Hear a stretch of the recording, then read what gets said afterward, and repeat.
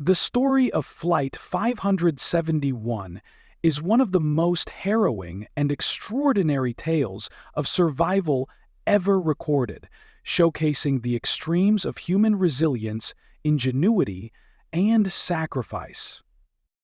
The tragic beginning. On October 13, 1972, a Uruguayan Air Force Fairchild FH-227D was carrying 45 passengers, including members of a rugby team, their friends, and family, from Montevideo, Uruguay to Santiago, Chile. The flight was supposed to be routine, but as it approached the Andes Mountains, bad weather and a navigation error led to disaster. The plane crashed into the remote, snow-covered mountains at an altitude of about 3,600 meters, 1,800 feet. Several passengers died on impact, and others succumbed to injuries and cold in the following hours. The survivors were left isolated, without proper clothing for sub-zero temperatures, no means of communication, and only a few scraps of food, some chocolate, wine, and small snacks. The fight for survival. In the following days, the situation grew increasingly dire. The Andes Mountains are barren, freezing, and hostile. The survivors rationed what little food they had, but it quickly ran out. They realized that their only chance of staying alive was a decision that horrified them. They would have to eat the bodies of those who had perished.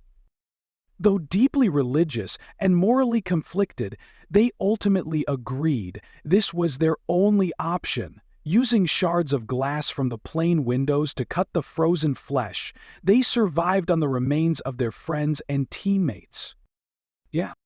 Enduring the impossible. Over the next weeks, the group faced relentless challenges. Extreme weather, temperatures often dropped below 30 degrees, 20 to 30-second galleries. Avalanches. A massive avalanche struck their makeshift shelter on the 17th day, killing 8 more people. 3. Psychological strain.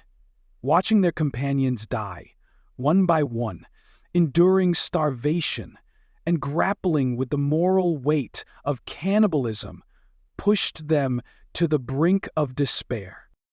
Despite this, they organized themselves, created systems for rationing food, and used the wreckage of the plane as shelter. They melted snow for water and kept each other alive through sheer willpower and unity.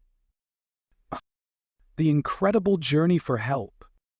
After 2 months, they realized that rescue teams had likely given up.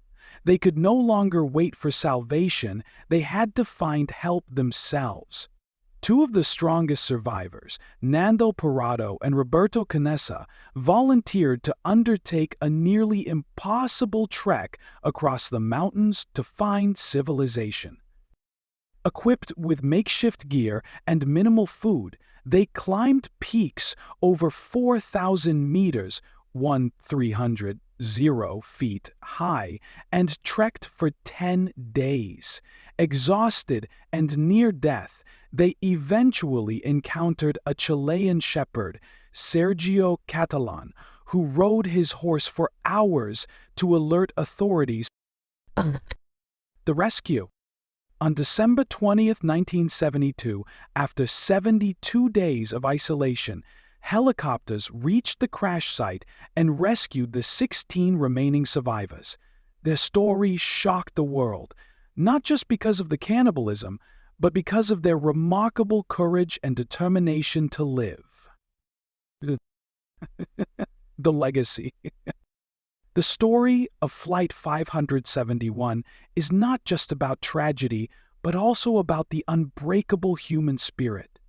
It has inspired countless people and been immortalized in books.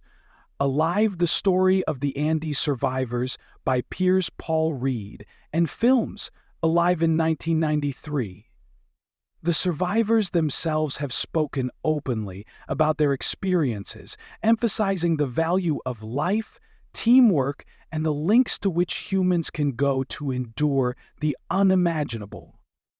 The incident leaves us asking profound questions. How far would we go to survive? What would we sacrifice? And what does it mean to truly